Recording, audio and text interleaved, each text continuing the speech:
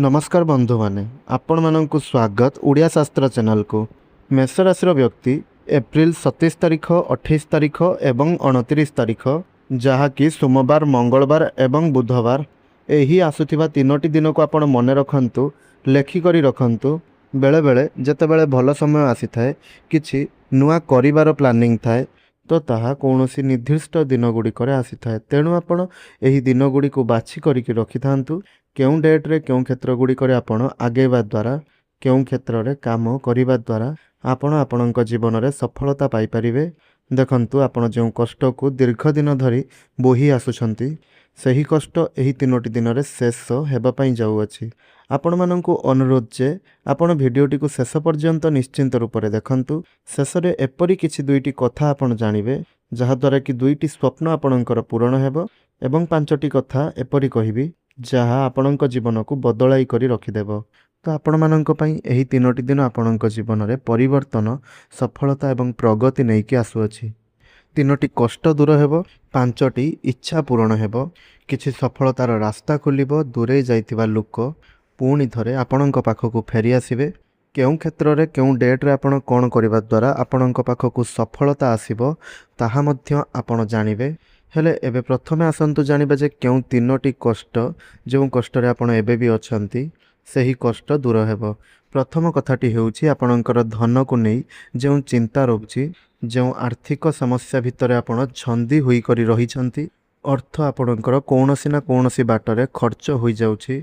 पैसा रे सदा सर्वदा आपण अभाव रहुथिबार एहा आपण अनुभव करूछंती ताहा आपणकर दूर हेबो। धनर प्रभाव बढ़िबो एवं आर्थिक स्थिरता आसिबो। द्वितीय कथाटी हेउछि आपणक मनरे अशांति मनरे विचलता केबे एही चिंता केबे एही अशांति आपणक जीवनरु दूर हेबो। सही कथा को आपण भाबुथिले कौनसी ना कौनसी कथा को नहीं आपण सदा सर्वदा चिंता रे अछंती। आपण प्रत्येक क्षेत्र रे प्रत्येक काम ठीक से करूछंती निश्चिंत किंतु मन भितरे एबे आपणकर गुटिए कथा चालू अछि गोटे चिंता आपणक मन मध्य रे सदा सर्वदा चालू अछि।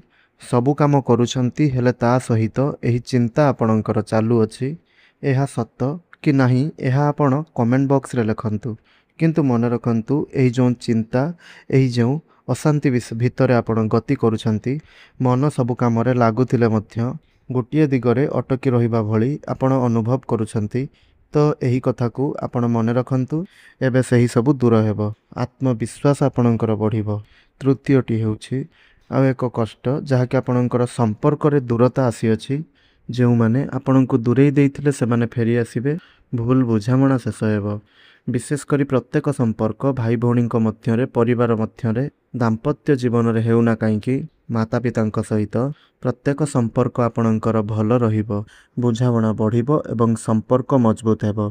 परिवार सहित एही तीनोटी दिन रे आपण देखिबे जे आपणकर संपर्क बहुत मजबूत रहिबो।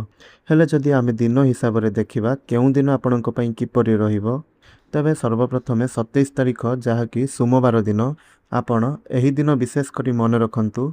एही दिन आपण जहाँ भी किछि प्लान करूछंती जहाँ भी किछि भविष्यत को नहीं प्लान करूछंती ताहेले एही 27 एप्रिल सोमवार दिन को बाछंतु।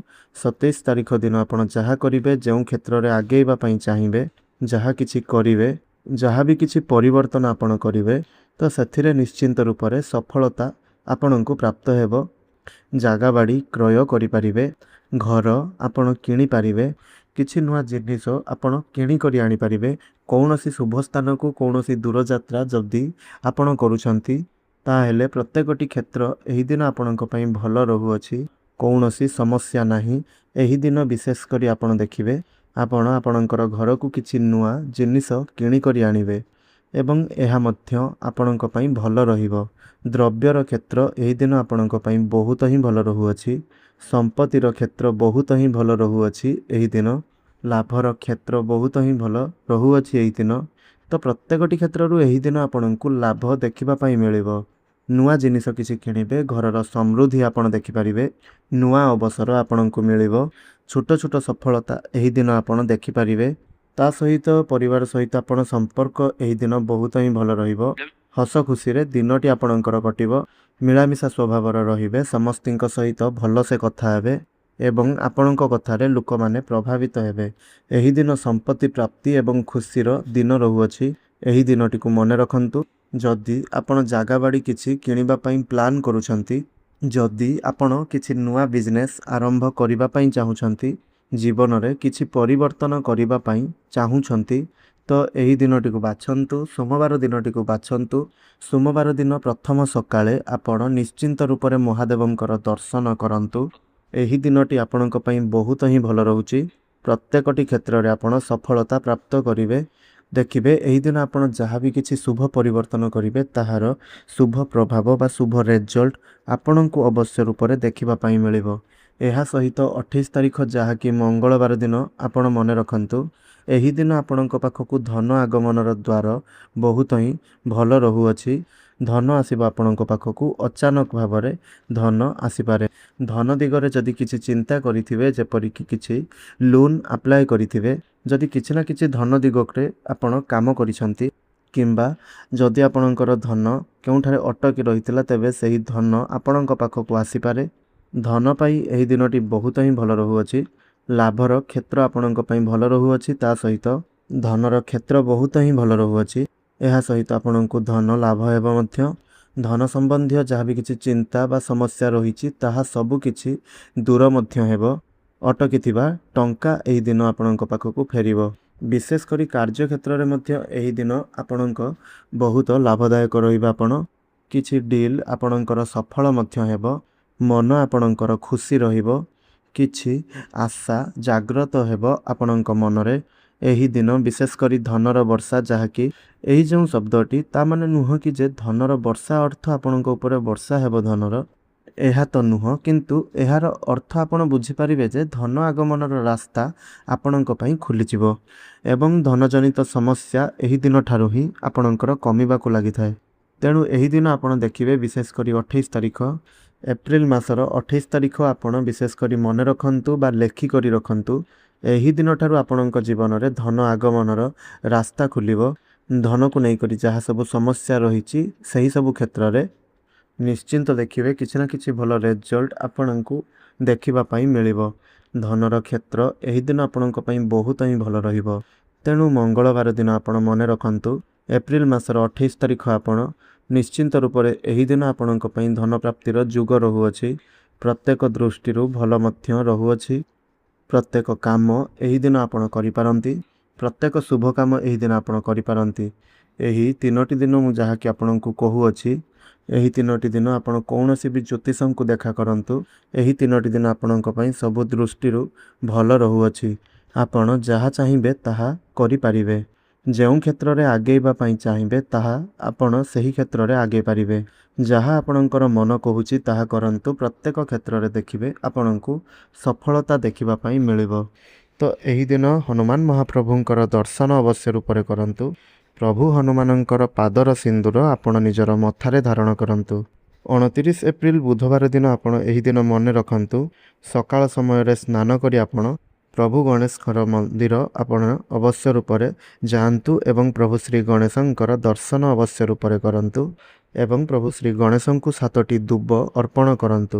କାହିଁକି ନା ଏହି ଦିନ ଆପଣଙ୍କର ବିଶେଷ କରି କାହାର ଏକ ଉପଦେଶ ଆପଣଙ୍କ ଜୀବନକୁ ବଦଳାଇବ। ଏହା ଆପଣ ମନେ ରଖିଥାନ୍ତୁ। ମୁଁ ଯାହା ସବୁ କହୁଅଛି ଛୋଟ ଛୋଟ କଥା ଆପଣ ଲେଖିକରି ରଖନ୍ତୁ ଆଉ ଏହି ସବୁ କ୍ଷେତ୍ରରେ କାର୍ଯ୍ୟ କରନ୍ତୁ।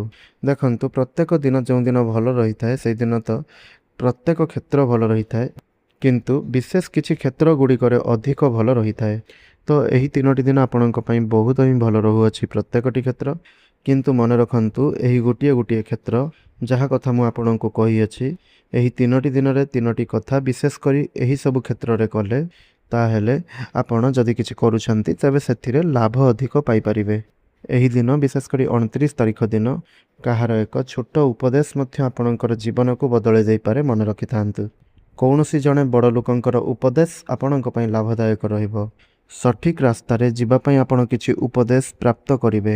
କାହାର ବି ଛୋଟ ଉପଦେଶ ଯଦି ଏହି ଦିନ ଆପଣ ଦେଖୁଛନ୍ତି କିମ୍ବା ତାକୁ ଟିକେ ଗ୍ରହଣ କରୁଛନ୍ତି, ତାହେଲେ ନିଶ୍ଚିନ୍ତ ରୂପରେ ଆପଣଙ୍କର ଜୀବନ ବଦଳିଯିବ। ସଫଳତାର ଦିନ ରହୁଛି ଏହି ଦିନ, ମନେ ରଖିଥାନ୍ତୁ। ନୂଆ ଆରମ୍ଭର ଦିନ ରହୁଛି। ସମାଜରେ ମାନ ପ୍ରତିଷ୍ଠାର ଦିନ ରହୁଛି। ଆପଣଙ୍କର ପରିଚୟର ଦିନ ରହୁଅଛି। ଏହି ଦିନଟିକୁ ମନେ ରଖନ୍ତୁ, ଏହି ଦିନଟିକୁ ଭୁଲନ୍ତୁ ନାହିଁ, ବୁଧବାର ଦିନଟିକୁ। ସେଥିପାଇଁ ପ୍ରଥମରୁ ଆପଣଙ୍କୁ କହି ରଖିଛି ଯେ ଏହି ଦିନ ଆପଣ ନିଶ୍ଚିନ୍ତ ରୂପରେ ପ୍ରଭୁ ଶ୍ରୀ ଗଣେଶଙ୍କର ଦର୍ଶନ କରନ୍ତୁ। ଏହା ସହିତ 7ଟି ଦୁବ ପ୍ରଭୁ ଶ୍ରୀ ଗଣେଶଙ୍କୁ ଅର୍ପଣ କରନ୍ତୁ।